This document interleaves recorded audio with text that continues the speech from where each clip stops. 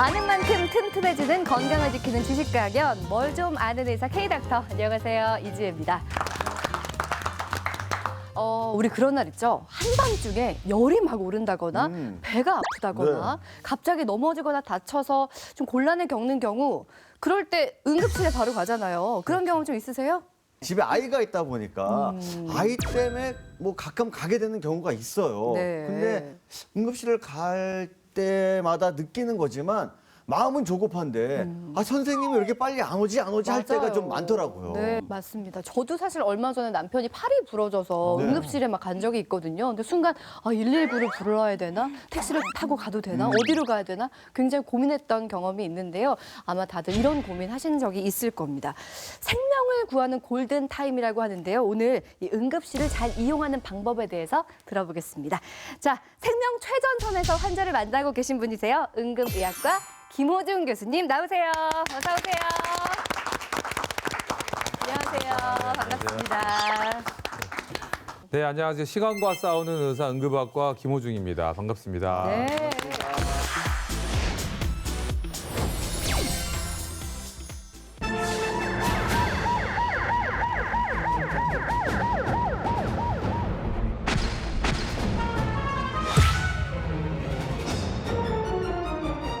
심혈관, 복국물, 뇌혈관 이거는 살릴 수도 있고 못 살릴 수도 있는 케이스예요. 대부분 처치 시간이 10분. 근데 이게 뭐가 또 중요하냐면 돈하고도 연관이 있어요. 그게 어디에 있냐면 오늘 제가 말씀드릴 이런 기준.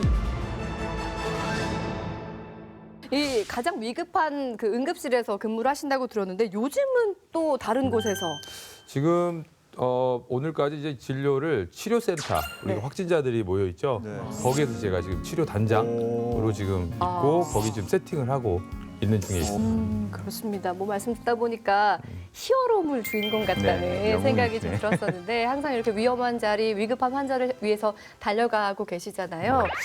오늘도 이렇게 혹시 모를 위급한 상황에 가게 되는 응급실의 이용 방법에 대해서 알려주신다고요? 네네. 네. 일단은 응급실에 오셨을 때 어떻게 하면 이거를 잘 활용할까? 이거를 좀 알고 오시면 좀 좋겠다고 하는 팁들이 좀 몇 가지가 있는데 오늘 네. 여러분들한테 그런 것들을 제대로 좀 알려드리도록 하겠습니다. 네, 자 응급실 전문의에게 듣는 응급실 제대로 이용하는 방법 함께 청해 듣겠습니다.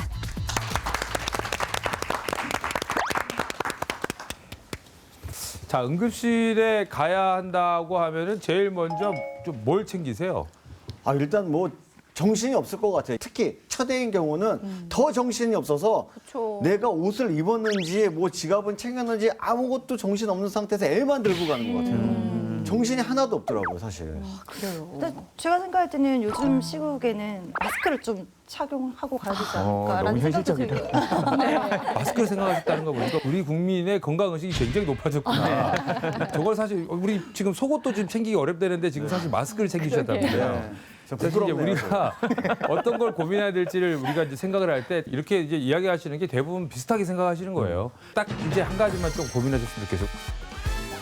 우리가 어디로 가야 되지? 예. 우리 근처에는 어떤 병원이 있지? 이런 거를 사실은 여러분 생각하고 계셨나요? 아니 사실은 우리 주위에 내가 살고 있는 거주지를 우리가 부동산 가서 볼 때 이게 한강이 보이나 안 보이나를 생각하는 것도 중요하지만 사실은 이 근처에는 소방서가 어디 있고 병원이 어디 있는지를 보는 것도 굉장히 중요합니다. 미리미리 사실 근처에 있는 병원을 알아보시는 게 좋습니다. 우리가 오늘 응급의료 기관이라는 게 있는데 그걸 제가 좀 간단하게 좀 말씀을 네. 드릴 거예요. 자, 우리가 응급의료 기관, 우리나라 시스템이 굉장히 전 세계에 아주 모델이 되고 있는 그런 시스템이 되고 있습니다. 첫 번째 보시면 권역 응급의료 센터가 있어요. 들어보신 적 있으신가요? 들어봤는데 들어보셨죠? 뭔지 네. 모르겠네요. 네, 가장 심각한 정도의 상태를 치료할 수 있는 곳이 권역 응급의료 센터예요. 우리 주위에 많아요. 대부분은 지역의 거점 지역에 한 개 정도 이렇게 설립이 되어 있습니다. 그래서 권역센터는 상태가 심각한 환자를 볼 수 있기 때문에 어떻게 있어요? 그 안에 있는 의료 자원이 그런 환자 위주로 맞춰져 있죠. 근데 사실은 이제 이런 환자들이 근데 대부분 그렇게 중환 환자만 오느냐? 그렇지가 않아서 문제가 되는 겁니다. 두 번째는 전문 응급의료 센터가 있어요. 전문 응급의료 센터는 뭘까요? 옆에 보시는 것처럼 네. 외상 전문센터. 우리 뭐 이국종 선생님 때문에 아마 많이 유명해졌잖아요. 네, 네. 그래서 이 전문 외상센터 같은 것들도 전문 응급실이 되고 그다음에 화상 전문 네. 응급센터가 있고 그다음에 심혈관, 독극물, 뇌혈관 이런 것들이 있어요. 이거는 주위에 이런 센터가 있다고 한다면 내가 이런 증상이 있을 때는 이 곳을 찾아가는 게 가장 시간을 단축할 수 있는 방법이 되겠죠. 그래서 이런 센터가 주위에 있는지를 살펴보는 건 그러네. 굉장히 현명한 방법이에요. 네, 이거고. 네. 지역 응급센터는 정말 그야말로 뭐 예를 들어서 서대문 지역 그 지역에 있는 그 인구들을 다 수용해서 거기에서 그래도 어느 정도의 중증 질환을 커버할 수 있게끔 만들어져 있는 곳이 지역 응급의료센터입니다. 근데 그렇게 보니까 어떻게 돼요? 기본적인 질환은 여기서도 다 치료가 된다는 이야기죠. 근데 굳이 거길 가지 않고 권역만을 쫓아서 가시면 될까요, 안 될까요? 안 되죠. 절대 안 된다는 이야기예요. 그리고 제일 밑에 있는 게 보면 지역 응급의료 기관이에요. 이건 뭘까요? 우리가 아는 응급실의 개념이에요. 그야말로 내가 예를 들어 간단하게 무슨 다리 접질린 것 같은데 이걸 어떻게 엑스레이 찍어보고 확인을 해보고 싶다. 이런 경우는 어디를 가야 될까요? 지역 응급의료 기관을 가는 게 가장 빨라요. 동네 그냥 병원. 그럼요. 네. 거기서 혹시라도 뭔가 상태가 위중하다 아니면 골절의 정도가 이거는 큰 병원에 수술을 해야 된다 말해야 된다를 판정을 지을 수가 있어요. 네. 중요한 이런 센터들 가는 방법이 있어요. 어떻게 갈까요? 구급차. 여러 가지 그렇죠. 방법이 있는데 그 중에 하나가 나왔네요. 가장 많이 이용하는 게 119입니다. 이거는 뭐 미국 내에서 자랑할 정도잖아요. 한국의 이런 응급의료 시스템. 왜 그럴까요? 무료예요, 무료. 아, 진짜요? 그렇죠. 119는 무료죠. 미국에서의 911을 타면 어때요? 돈 내죠. 돈 내요. 네. 예, 병원까지 가는데 500불 이렇게 나와요. 여러분 500불 주고 그래서 여기서 오래 사시는 분들이 미국에 이민 가시는 분들은 아파도 많이 참는 분들이 계세요. 근데 사실 중요한 건 우리나라의 119 시스템은 정말 단연 세계 최고입니다. 실제로 우리가 이제 이런 119 서비스는 무료였단 말이에요. 네. 근데 이런 사설 구급차가 있어요. 번호가 좀 달라요. 129예요. 예. 129. 이 129 서비스는 사설 앰뷸런스입니다. 여기에는 아까 119하고 달리 뭐가 있을까요? 택시하고 같은 메타기가 있어요. 그렇죠. 그래서 그 메타기를 통해서 비용 지불을 하게 되는 거고 요걸 타면 그래도 다행스러운 건 뭐예요? 지역을 넘어서 이동할 수가 있어요. 그래서 서울에서 무슨 부산까지 이렇게 이동할 때는 대부분 이렇게 사설 앰뷸런스를 이용하게 됩니다. 또 다른 우리가 또 이송 수단이 또 하나 있죠. 뭐가 있을까요? 이겁니다. 예. 우리가 뭐 사실은 많은 부분에 있어서 이 헬기가 도입이 되면서 우리나라의 어떤 응급 이송 서비스가 한 단계 업그레이드 됐다고 이야기를 하죠. 그런데 중요한 건 헬기는 위험할까요? 안 위험할까요? 위험해요. 최근에도 굉장히 불미스러운 사고가 있었고 그래서 헬기 자체는 사실 위험한 도구이지만 어쩔 수 없이 헬기를 이용해야 되는 그 지역들이 있어요. 어디 있을까요? 우리 뭐 산골, 그렇죠. 산이 많은 지역 이런 데는 어때요? 차로 이동해가지고는 너무 오래 걸려. 근데 이 닥터헬기의 장점은 뭐가 있냐면 의사가 직접 타 있어요. 근데 의사가 타 있다 보니까 어떻게 돼? 의료진의 보호를 위해서 바람이 심하게 불면 안 뜰 수도 있어요. 그것 때문에 이제 우리 이국종 선생님이 큰 헬기를 지금 도입을 하셨던 것도 있죠. 근데 중요한 거는 그렇게 의사가 안에서 처치를 하면서 이동할 수 있다는 장점이 하나는 일단 존재를 한다. 이제 119도 타고 뭐 헬기도 타고 해서 네. 응급실에 왔습니다. 네. 지금 제가 기다리고 있겠죠. 네. 그죠? 네. 바로 있을까요? 아니 없죠. 바로 왜요? 못 만나요. 전 본 적이 없어요. 왜요? 응급실가 선생님들. 저희 병원 오셨어요? 아니, 아니시잖아요. 접수하라고 막 그러잖아요. 네. 근데 중요한 건 접수는 필수. 아니 접수를 할 수 없을 정도의 상황인 환자가 혼자 돌아왔을 때는 예외 상황 같은 게 있나요? 그거를 의사가 알아서 판단합니다. 그게 어디에 있냐면 오늘 제가 말씀드릴 이런 기준이 있어요. 이 기준을 우리가 의료진이 환자가 딱 들어왔을 때 그 네. 의료진들이 일단은 시야적으로 눈으로만 봐가지고도 알 수 있는 몇 단계를 우리가 이야기를 하게 되는데 그걸 통해서 우리가 등급을 먹여놨어요. 네. 이게 뭐예요? 응급이냐 비응급이냐를 보는 거예요. 여기서 보면 1등급은 처치를 어떻게 해요? 즉시 해야 돼요. 대부분 어떤 환자? 심정지, 무식, 무호흡. 정말 심한 단계를 1등급이라고 이야기한다. 2등급은 뭐예요? 처치 시간이 10분. 굉장히 중요한 거예요. 맞아요. 골든타임 이거 그렇죠. 있잖아요. 이 사실은 1등급은 우리가 솔직히 이거는 살릴 수도 있고 못 살릴 수도 있는 케이스예요.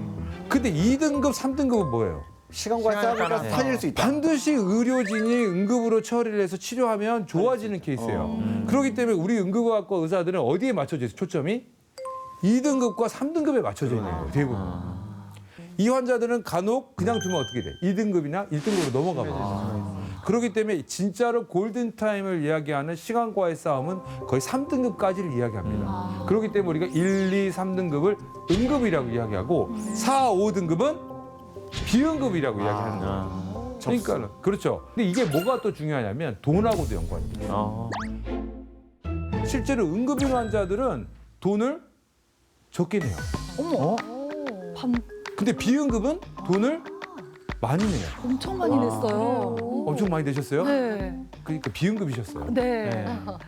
그렇기 때문에 응급 환자는 정말 응급실에서 정말 제대로 치료받게끔 해야 된다는 게 여기 바탕에 깔려 있는 거고 비응급 환자는 어쩔 수 없이 뭐 급해서 왔으니까 치료는 해주는데 중요한 것보다 돈은 많이 내고 가십시오 이거예요. 좋은 내용 지금 굉장히 많이 들었는데 네. 요즘 사실 국민의료보험 보장 제도로 인해서 환자 부담이 굉장히 많이 적어졌잖아요. 근데 이런 응급 환자도 해당이 되는 건지 그것도 궁금합니다. 사실은 실제로 저희도 그 일선에서 정말 와닿는 거지만 이런 암 환자나 만성 질환자 같은 이런 중증 질환자들에 대해서는 정말 진료비가 굉장히 많이 다운이 됐어요. 그런데 중요한 거는 여기에 비해서 비응급 환자 아까 계속 제가 말씀드렸죠. 조금 덜 아프신 분들은 많이 내게 됐어요. 그렇기 때문에 그건 좀 알고 오실 필요가 있습니다. 자, 이제 숨가쁘게 왔는데 자, 의사도 만났어요. 검사도 했어요. 근데 우리가 응급실에 오면 피할 수 없는 게 하나 있어요. 뭐가 있을까요? 네. 주사요. 주사마다 맞아요. 주사. 너무 싫어요. 진짜 주사. 뭔지 모르겠는데 이렇게 일단 링거부터 맞던데요. 아, 그랬어요? 네. 우리가 이제 수액이라는 거를 맞게 되는데 이거는 무슨 용도예요? 혹시라도 저희가 치료 검사가 결과가 나왔는데 약이 필요할 땐 우리가 정맥으로 약을 주입을 해야 되잖아요. 네. 그래서 기를 만들어 놓은 영양도 있다라고 생각하시면 돼요. 근데 중요한 건 우리는 무조건 거기에다가 색깔을 좀 넣어가지고 빨주노초 파란 불을 맞아야 직성이 풀리시는 분들이 있는데 사실은 그거는 전혀 쓸데가 없다. 실제로 뭔가 약 성분이 있어가지고 몸을 그냥 갑자기 후끈 좋게 할 줄 모르지만 우리 몸은 그거를 유지하려고 하기 때문에 갑자기 또 뚝 떨어지게 되죠.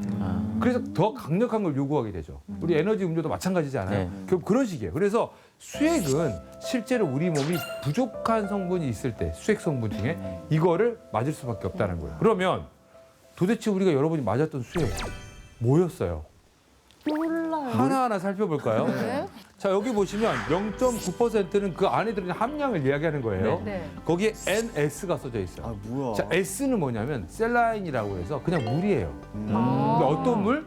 소금물. 소금물. 어휴, 어떻게 하셨어요?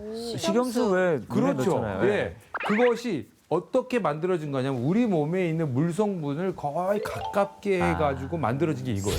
그래서 대부분 여러분들이 응급실 가서 검사만을 위해서 이렇게 달아놓은 걸 보면 대부분 뭐로 써져 있어요? 요게 써져 있어요, 요게. 이거는 그래서 조금 더 들어가더라도 문제가 돼야 안 돼요, 몸에? 안 돼요. 문제가 안 되기 때문에. 네. 사실 그래서 이 성분을 쓰게 된다.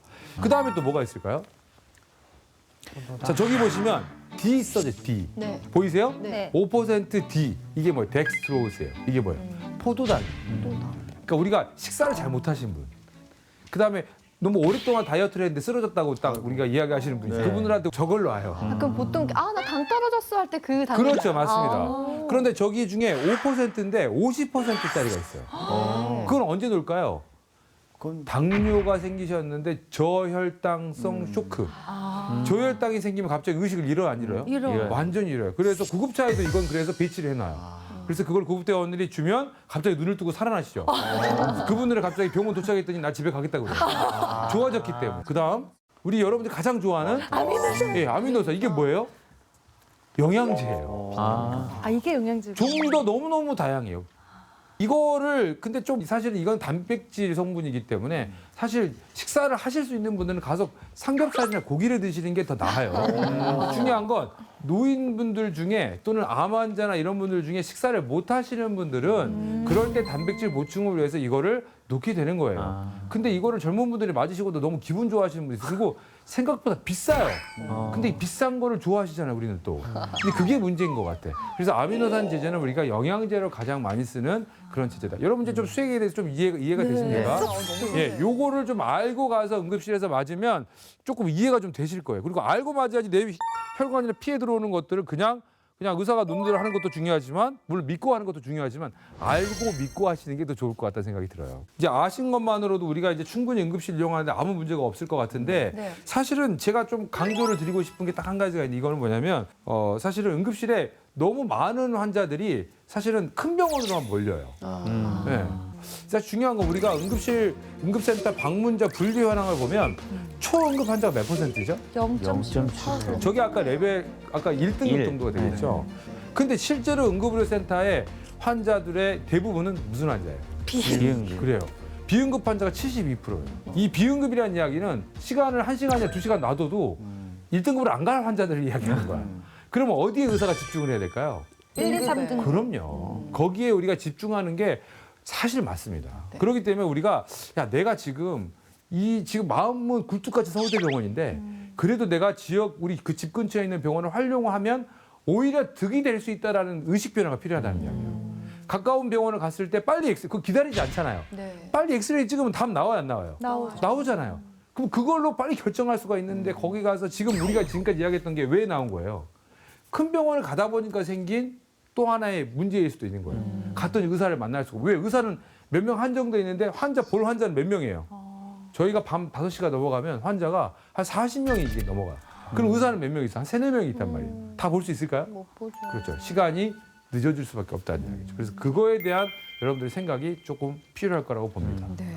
오늘 강연 정말 유익한 것 같아요. 응급실에 대해서 몰랐던 이야기들을 많이 들었는데 사실 응급이 필요하다, 응급실 가야겠다 하는 사람들은 각자 자기가 최고 아프다고 생각하기 때문에 정신없이 가서 정신없이 요구하는 경우들이 있는데 오늘 말씀을 들으니까 앞으로 좀 더 현명하게 응급실을 이용할 수 있을 것 같습니다. 감사합니다. 자, 오늘 좋은 말씀 감사합니다.